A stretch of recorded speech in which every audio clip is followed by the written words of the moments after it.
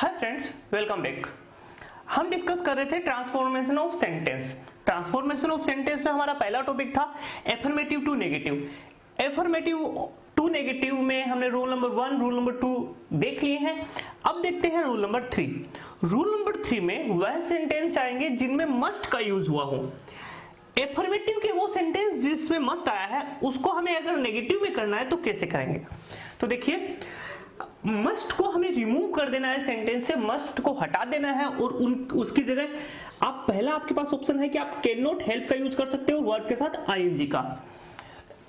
Can not help plus verb का जो form रहेगा उसका वर्ब 5 यानी वर्ब आईएनजी आ जाएगा। दूसरा आपके पास ऑप्शन रहता है कि कैन नॉट यूज करिए बट यूज करिए, can not but plus verb का first form. Let's see example 1 है आपके सामने। He must visit the flood affected people of this village. जब हमने यहां मस्ट आया है, इसमें हम जिस रूल नंबर 3 की बात कर रहे हैं उसमें मस्ट जब होगा सेंटेंस में उसको हम नेगेटिव में कैसे करेंगे वो सीख रहे हैं। तो यहां सेंटेंस में मस्ट आया है तो हमें जब इसको नेगेटिव करना है तब हमने क्या किया, मस्ट हटा देना है और can not help verb ING. Verb ING यहां आ गया और कैन नॉट हेल्प यहां आ गया। इस तरह से जो रेस्ट सेंटेंस है वो सेम रहेगा। ही मस्ट हटाया, can not help visiting the flood affected people of this village. उसको हमने जो दूसरा ऑप्शन हमारे पास था उस तरह से बनाएंगे। He can not but verb का फर्स्ट फॉर्म। ध्यान रखिएगा, जब आप कैन नॉट हेल्प लगाओगे तब वर्ब के साथ आईएनजी लगाना होगा, लेकिन अगर आप कैन नॉट बट लगाओगे तब आपको वर्ब का फर्स्ट फॉर्म यूज करना होगा। Visit the flood affected people of this village. Second example देख लेते हैं। We must obey our parents. उसको जब हमने नेगेटिव में करना है तो we can not help obeying आ गया, यहां पे कैन नॉट आ गया, हेल्प आ गया और वर्ब के साथ आईएनजी आ गया। तो जब आप कैन नॉट के साथ में अगर हेल्प लोगे तो वहां पे आपको आईएनजी ऐड करना है, और आप बट लेते हो तो आपको वर्ब का फर्स्ट फॉर्म यूज करना है। We can not but obey our parents. ध्यान रखिएगा, सिंपल सा फॉर्मूला है। अगर आप हेल्प लेते हो तो वर्ब के साथ आईएनजी, बट लेते हैं तो वर्ब का फर्स्ट फॉर्म कैन नॉट आएगा ही। आगे बढ़ते हैं रूल नंबर 4 की तरफ।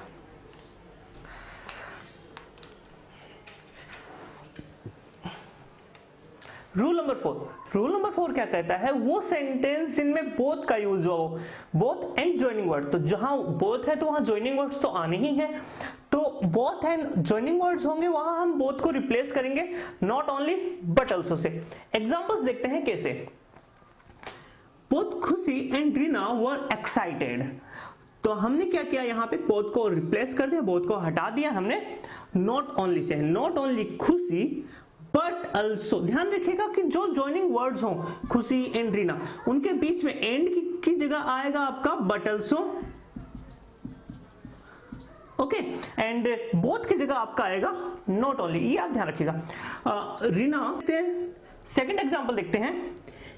He was both obedient and gentle. He was, जैसे मैंने बताया था बोथ है वो रिप्लेस होगा नॉट ओनली से, तो नॉट ओनली ओबीडियंट, एंड की जगह क्या आ जाएगा हमारा but also gentle, okay. Third example, both Ronny and your brother broke the tree last night. Not only Ronny but also your brother, but also not only broke the tree last night. हमारा second example हम देख लेते हैं। As soon as he saw the tiger he fled।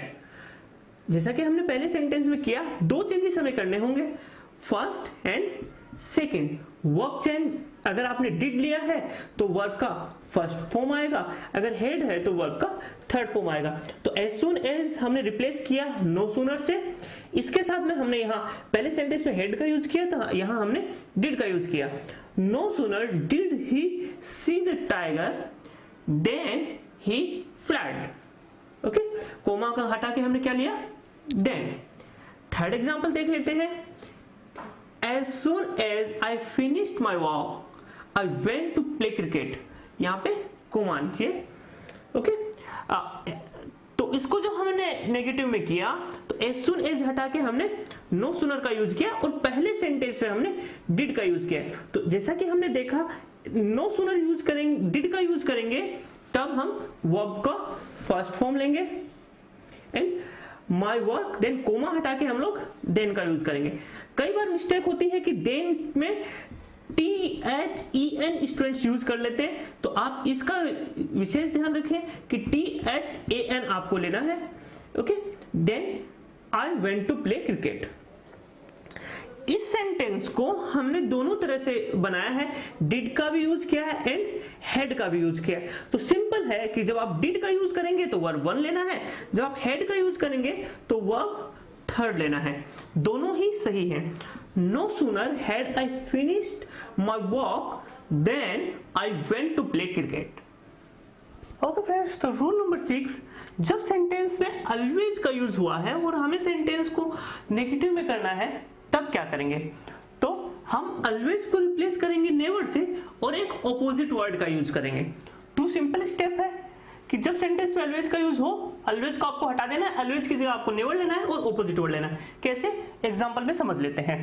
पहला example हमारे सामने है, सी always attends the class. तो उसको जब हमने नेगेटिव में करना है तब हम क्या करेंगे? ऑलवेज को नेवर करेंगे और इसका ऑपोजिट अटेंड्स का मिस, तो she never misses the class. Okay, second example समझ लेते हैं, ही ऑलवेज ऑन टाइम। तो ऑलवेज का हमने क्या किया? नेवर में, और ऑन टाइम का ऑपोजिट क्या होगा? लेट।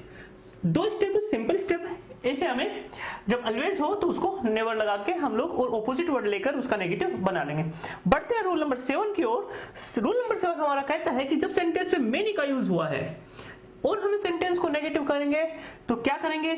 तो हम लोग सिंपल है नॉट अ फ्यू का यूज करेंगे, मेनी को हटा देंगे, many will be replaced with not a few. Example से समझ लेते हैं इसको भी।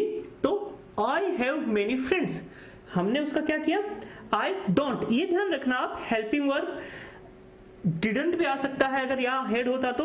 According to the sentence, according to the tense, हमें यहाँ पे हेल्पिंग वर्ब का यूज करना है, क्योंकि यहाँ पे नोट आने वाला था तो नोट हमने डू के साथ note, don't have a few friends, many किससे रिप्लेस हो गया? अ फ्यू से, और नोट यहाँ आ गया आपका।